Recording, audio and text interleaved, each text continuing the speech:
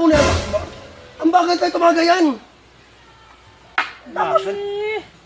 Ito ang hirap dito sa atin, dito ha pre, dito sa area ninyo. Oh. Ano, ang inin natin, kukunti na, wala pang pulutan. Oh.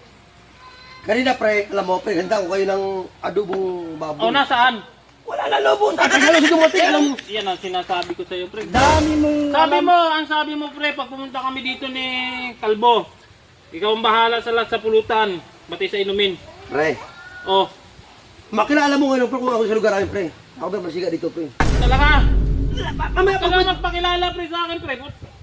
pag may dumaan dyan, magpakaalbor ako na pang pulutan natin. Baka mapaaway tayo niyan pre.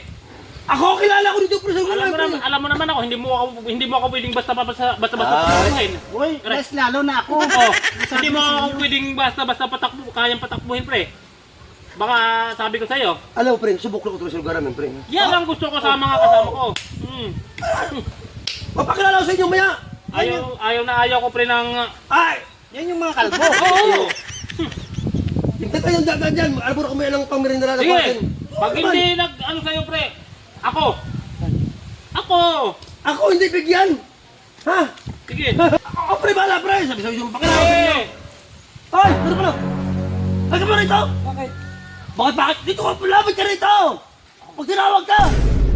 Oh, di ba? Oh. Pag tinawag ka, lumapit ka! Lagi naman kami rito!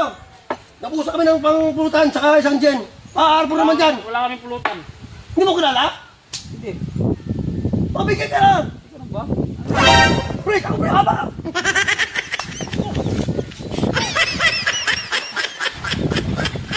Tamo yun. Sila naman ang takbuhan sila. Dudukot pa nga lang ako ng pambili eh.